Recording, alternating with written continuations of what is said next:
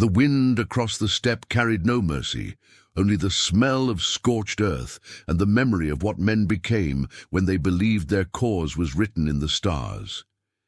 It was the kind of night when the moon hung low and pale, indifferent to the blood that soaked into the grasslands below, indifferent to the empire that stretched from the edge of one horizon to the impossibility of the other. Beneath that cold light, a rider sat motionless on a grey mare, his bow across his lap, his eyes fixed on the distant flicker of torches that marked the camp of the condemned. He had been given an order, as clear and unyielding as the iron in his quiver, and he had never failed to obey. His name was Batu. Though in the whispered conversations of the generals and the fearful gossip of the captives, they called him the ghost arrow, for he struck without warning and never without precision. He had killed princes and poets, warlords and wanderers, and each time his arrow had flown true, each time the mark had fallen exactly as intended. But tonight, for the first time in a life measured by the bodies he had left behind, Batu sat in silence and questioned whether the next arrow should fly at all. Before we continue, remember to subscribe to Sand, Blood and Chains, where the stories that history feared finally speak again.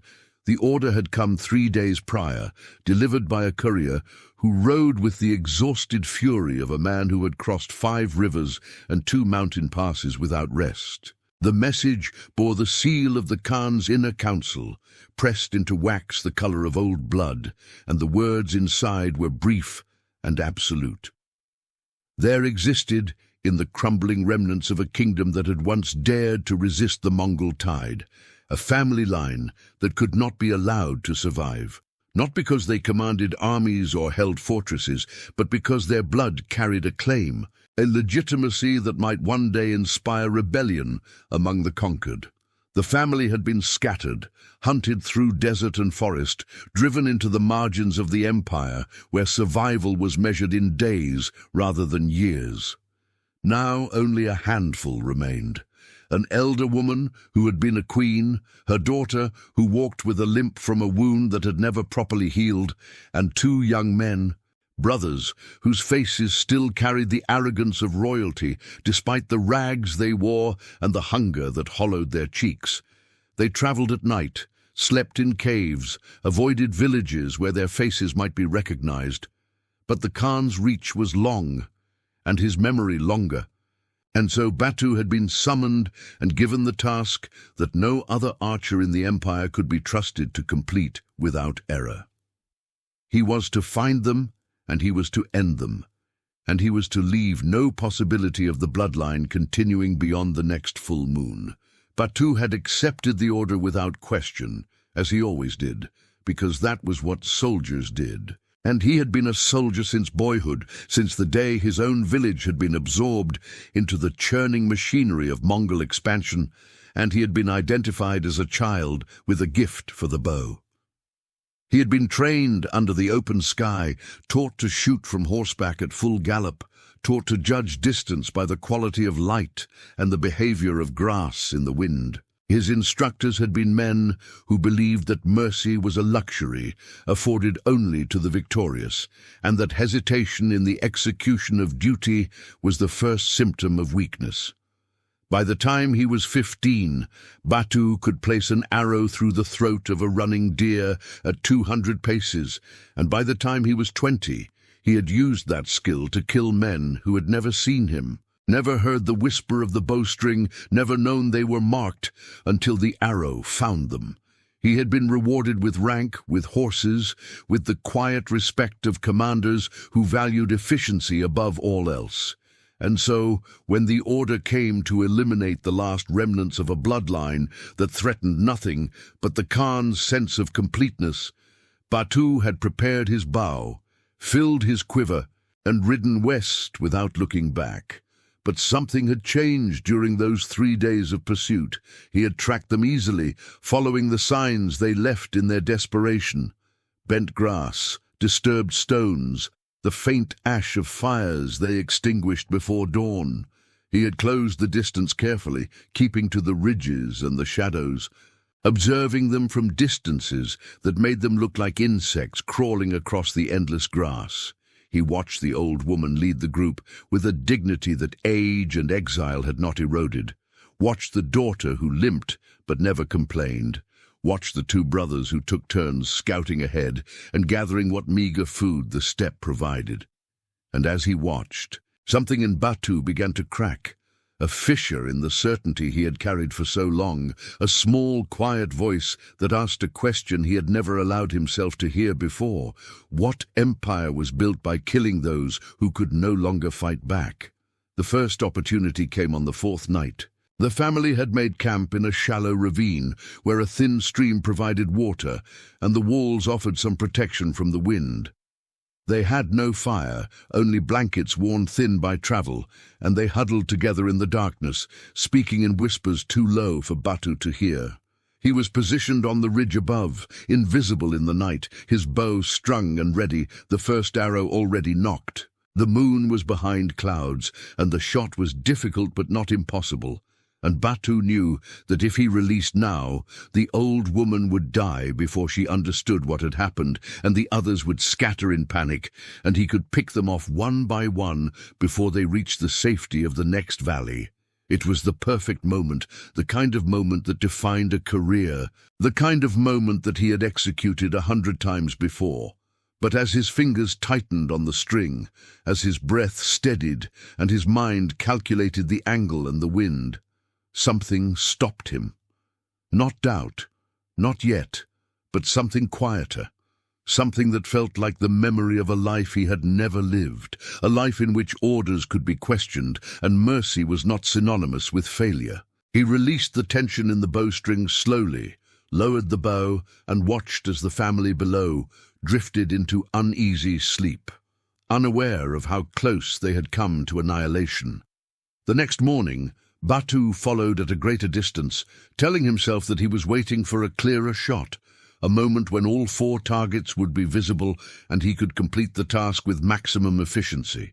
But the truth, which he did not yet admit to himself, was that he was stalling, buying them time, allowing them to put more miles between themselves and the forces that would inevitably follow if he did not report success. He watched them struggle through a dry riverbed, watched them pause to rest in the shade of a rock formation that looked like the skeleton of some ancient beast, watched the brothers argue in gestures and sharp whispers about which direction to take next. And as he watched, Batu found himself remembering things he had not thought about in years. The face of his own mother, who had wept when the Mongol scouts came to take him, the sound of his younger sister's laughter before the fever took her, the way his father had looked at him the last time they spoke, not with pride, but with something sadder, something that recognized the boy was already lost to the machinery of conquest. He had buried those memories beneath duty and discipline, beneath the identity of the ghost arrow who never missed. But now they surfaced like bodies rising from a river, and with them came the realization that he had been killing on behalf of an empire that measured its greatness in the silence of the dead. The second opportunity came 2 days later, and this time Batu did release the arrow, but not toward the family. A pair of Mongol scouts, men he recognized from the eastern campaigns, had picked up the trail and were closing in from the south, riding hard with the confidence of hunters who knew their prey was exhausted. Batu intercepted them at a narrow pass, where the rocks funneled travel into a single path, and from his position above he sent an arrow through the throat of the led rider, dropping him from his horse before the man could shout a warning. The second scout wheeled in confusion, reaching for his own bow, and Batu's next arrow took him in the chest, punching through leather and rib and lung, with the efficiency of long practice. The horses bolted, and Batu descended to the bodies, searched them for messages or maps, and found a dispatch that confirmed what he already suspected. He was not the only hunter in the field. The Khan had sent multiple teams to ensure the bloodline was erased, and if Batu did not complete the task soon, others would, and those others might not hesitate the way he had. He burned the dispatch, scattered the ashes, and moved the bodies into a ravine where they would not be found for days. Then he rode west, faster now, driven by the understanding that if he was going to protect the family, he would have to do more than simply refrain from killing them. He would have to actively sabotage the pursuit. Over the next week, Batu became a ghost in a different way, a shadow moving between the hunters and the hunted, always just out of sight, always just far enough ahead to alter the signs that the family left behind. He broke branches to suggest false trails, scattered ash to mimic abandoned campsites, even killed a wild horse and left its carcass in a location that would draw scavengers and cover the scent of human passage. The family, unaware of their protector, continued their desperate flight westward, and Batu followed, invisible and increasingly exhausted, knowing that every day he delayed was a day that brought him closer to exposure. The other Mongol teams were converging, narrowing the search, and it was only a matter of time before someone noticed the inconsistencies in the trail, the signs that did not quite match the behavior of terrified refugees. That someone turned out to be a man named Kara, a tracker from the northern steppes who had a reputation for cunning and a personal grudge against anyone who showed weakness in the execution of orders. Kara had lost a brother in a campaign where hesitation by an allied unit had resulted in an ambush, and since then he had carried a cold hatred for what he called the disease of doubt. When he examined the trail that Batu had altered, Kara saw the manipulations immediately, recognized the hand of someone who knew how to deceive other trackers, and began to suspect that the ghost arrow was not hunting the family at all, but protecting them. If you're still here, stay until the end. The truth hidden in the final moments will change everything you believe about this chapter of history. The confrontation came on a morning when the wind smelled of rain and the sky pressed low and grey over the steppe. Batu had camped alone in a cluster of rocks, his horse tethered nearby, his bow within reach but unstrung, and he was chewing on dried meat when he heard the sound of hooves approaching from the east.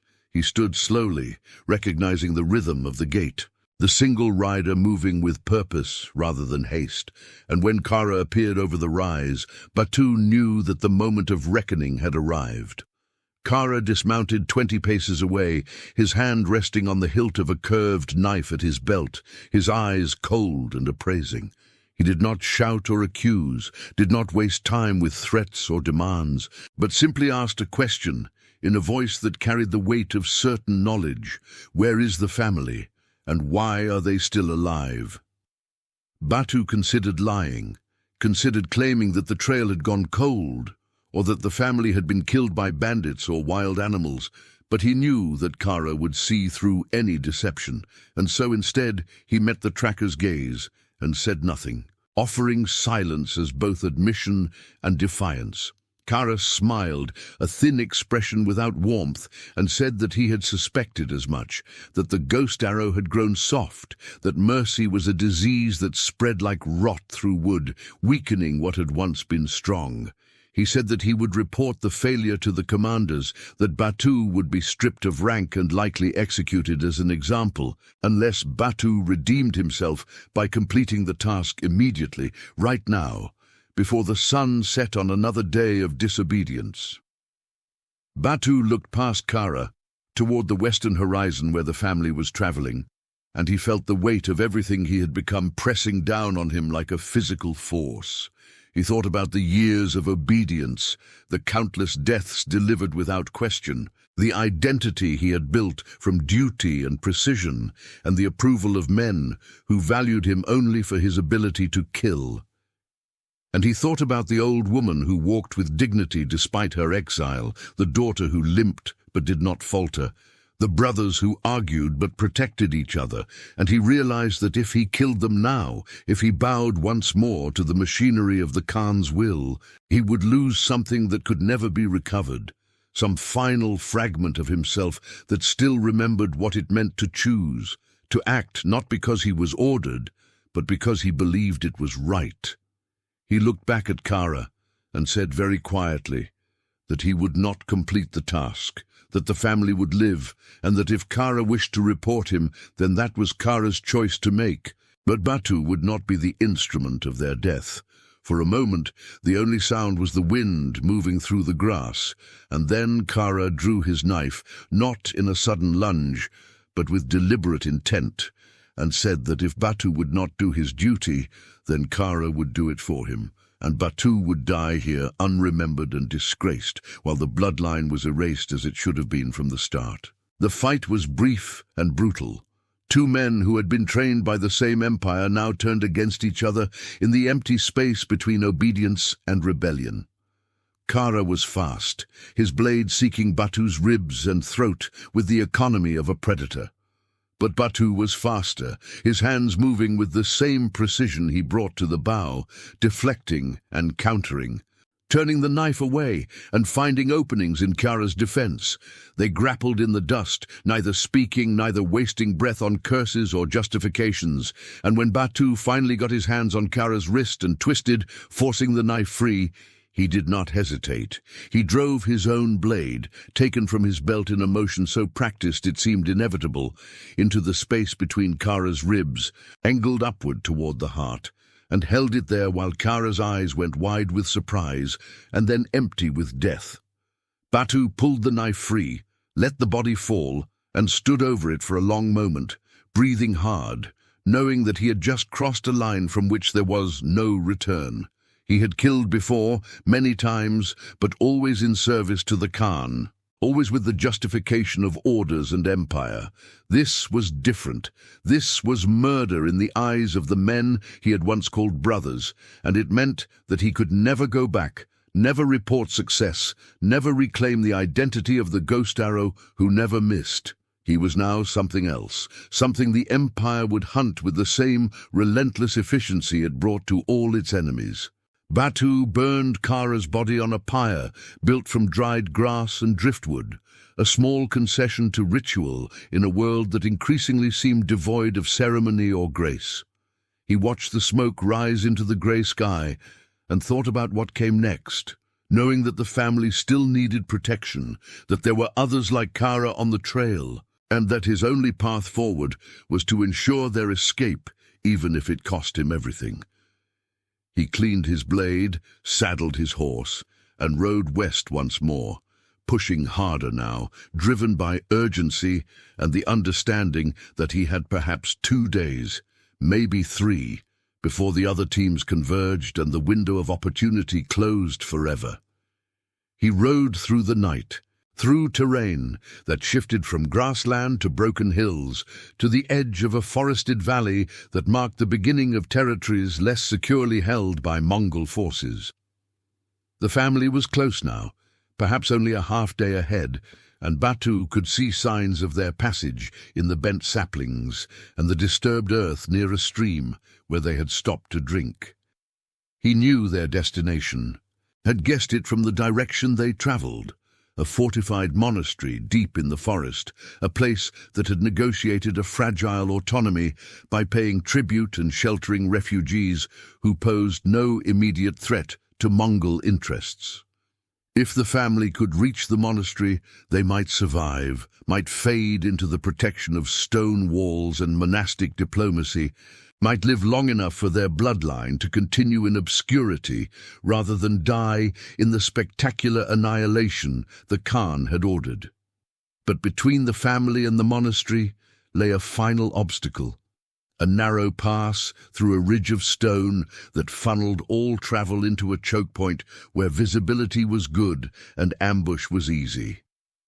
Batu reached the pass at dawn and saw, with a sinking certainty, that he was not the first to arrive. 3 Mongol soldiers, members of a different hunting team, had positioned themselves on the high ground overlooking the pass, their bows ready, their eyes scanning the approach for any sign of movement. Batu recognized one of them, a young archer named Timur, who had trained in the same camp years before, and he knew that these men were competent, disciplined, and entirely committed to completing the mission that Batu had abandoned. The family would reach the pass by midday, and when they did, They would be cut down before they understood they were in danger. 3 arrows followed by 3 more, efficient and final. And the bloodline would end exactly as the Khan had decreed, unless Batu intervened. Unless he created a distraction, a delay, something that would draw the soldiers away from their position long enough for the family to slip through unnoticed. But any distraction he created would expose him, would reveal his betrayal, would mark him as a traitor, and ensure that he would be hunted for the rest of his life, however long that might be. Batu dismounted and moved through the rocks with the silence of long practice, circling around the ridge to approach the soldiers from behind, his bow in hand but not yet strung, his mind racing through possibilities and discarding each one as insufficient or too risky.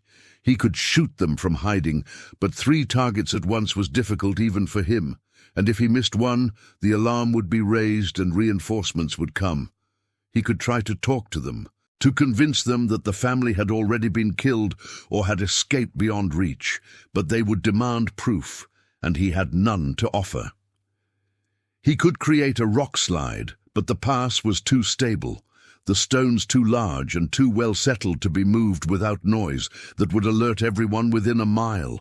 And then he saw it, a solution so simple and so final that it took his breath away. The narrow bridge of stone that connected the ridge to the opposite cliff, the only route the soldiers could use to pursue targets fleeing toward the monastery, was held in place by a single keystone, a massive boulder wedged into a natural arch that supported the entire structure. If that boulder were dislodged, the bridge would collapse, cutting off pursuit and forcing the soldiers to take a detour that would add hours to their journey, hours the family could use to reach safety. It would be a public failure, a mistake so obvious that it could not be ignored, but it would also be a mistake that saved lives, and for Batu, that was enough. He climbed to the keystone with the same focus he brought to stalking prey, finding handholds in the rough rock, testing each grip before committing his weight, moving with the patience of a man who understood that haste led to death. When he reached the boulder, he saw that it was larger than he had estimated from below, a mass of stone that might weigh as much as 3 horses, held in place by friction and the architecture of the arch. He also saw that it could be moved, that the right application of force in the right direction would shift it just enough to break the balance and send the entire bridge collapsing into the gorge below. He braced his feet against the rock face, planted his hands on the boulder, and began to push, feeling the stone resist, feeling his muscles strain and his breath come in short gasps, feeling the impossibility of the task, and then, slowly, the first tiny movement, the boulder shifting a finger's width, then another, then suddenly tilting forward as gravity took over and the balance broke. The bridge collapsed with a sound like thunder, a roar of falling stone that echoed through the pass and sent birds exploding from the trees in panicked flight. Batu clung to the cliff face as debris rained around him, and when the dust finally settled, he saw that the soldiers on the ridge were staring at the gap where the bridge had been, their faces reflecting shock and confusion, and below, in the valley, he saw 4 small figures running toward the tree line, the family seizing the moment of chaos to sprint for the monastery, their movements desperate but determined. Batu had bought them their escape, but he had also signed his own death warrant, because the soldiers would know that the bridge had not fallen by accident, and they would deduce who was responsible, and they would report his treachery to the commanders, who would ensure that his name became synonymous with betrayal. He descended from the cliff, his hands bleeding from the rough stone, his body aching from exertion, and when he reached the bottom, he found Temur waiting for him, bow drawn, arrow aimed at Batu's chest. The young archer's face was pale with anger and disbelief, and he demanded to know why Batu had destroyed the bridge, why he had let the targets escape, why he had thrown away honor and duty for the sake of people who meant nothing to the empire. Batu met his gaze and said, very simply, that he was tired of killing, tired of serving a vision of greatness that measured itself in the extinction of bloodlines and the silence of the defeated. He said that the family posed no threat, that they were weak and broken and would fade into obscurity whether they lived or died, and that the Khan's insistence on their annihilation was not strategy but cruelty, the petty vindictiveness of a man who could not tolerate even the shadow of defiance. Timur listened, his bow still drawn, and for a moment Batu thought he saw doubt flicker in the younger man's eyes. A hesitation that suggested perhaps the words had found some resonance. But then Timur shook his head, said that doubt was weakness and mercy was treason, and that he would do what Batu had failed to do. He would report the betrayal, and he would hunt the family himself, and he would restore the honor that Batu had squandered. He released the arrow, and Batu moved. Not fast enough to avoid it entirely, but fast enough that it grazed his shoulder instead of punching through his heart. And then he was running toward his horse, running toward the forest, running away from the empire he had served, and toward a future that promised only exile and pursuit. Years passed, measured not in seasons, but in the slow accumulation of distance between Batu and the life he had abandoned. He wandered the edges of the empire, never staying in one place long enough to be recognized, taking work where he could find it, guarding caravans, hunting game for isolated villages, teaching the occasional young archer the basics of the bow without ever revealing his true skill or his past. He grew older, his hair going grey, his hands losing some of their steadiness, his eyes requiring more light to see clearly at long distances. He heard rumors, fragments of news carried by merchants and monks, and among those rumors were whispers of a family that had found sanctuary in a distant monastery, a family whose children had grown and married and continued a bloodline that the Khan had tried to erase. He heard that one of the brothers had become a scholar, preserving histories that the empire preferred forgotten, and that the other had become a teacher, passing on the languages and traditions of a culture that conquest had tried to silence. He heard that the old woman had died peacefully in her sleep, and that the daughter had lived to see grandchildren, and that the bloodline, though diminished and dispersed, had survived. And in those rumors, Batu found a quiet satisfaction, a sense that his life, for all its violence and all its service to empire, had contained at least one act of genuine worth, one moment when he had chosen mercy over duty and humanity over obedience. On a cold evening in his 60th year, Batu sat outside a small hut he had built on the edge of a pine forest, far from the steppe where he had once been the ghost arrow, far from the voices that still called for his execution in the councils of the Khan.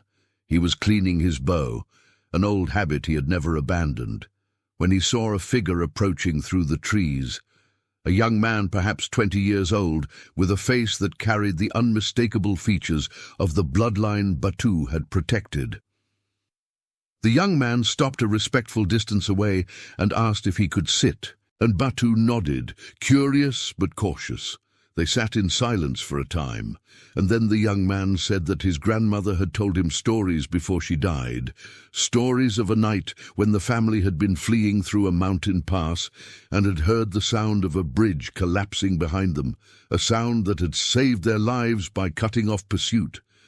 She had never known who caused the collapse, had assumed it was chance or divine intervention, but years later a monk who travelled widely had brought news of a Mongol archer who had betrayed the empire to protect refugees, and she had understood, had wept with gratitude for a man she had never met, and had made her children promise that if they ever found him, they would thank him. The young man said that he had been searching for 3 years, following rumors and old trails, and that he had finally found Batu, and that he wanted to say what his grandmother could not.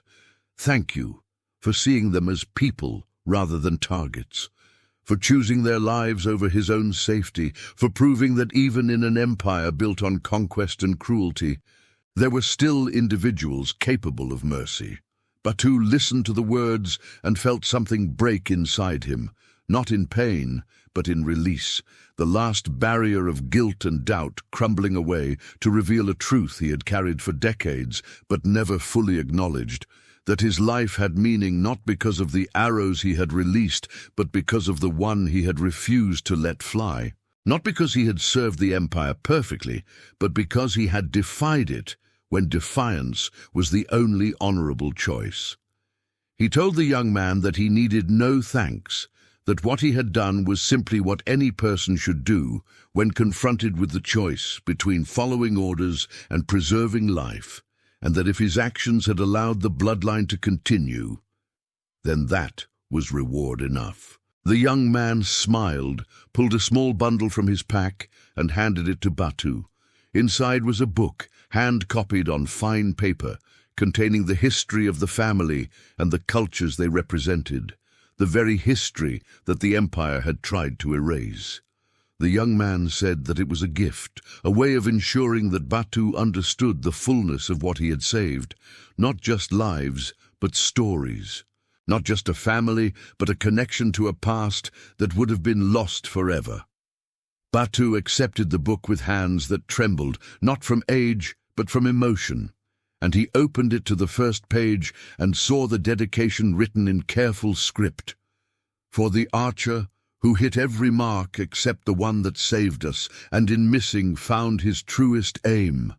They sat together as the sun set and the shadows lengthened across the forest, an old man and a young one, connected by an act of mercy that had rippled forward through time, and Batu thought about all the arrows he had released in service to Empire, all the lives he had taken because he was ordered to, all the years he had believed that duty was the highest virtue and obedience the only path to honor.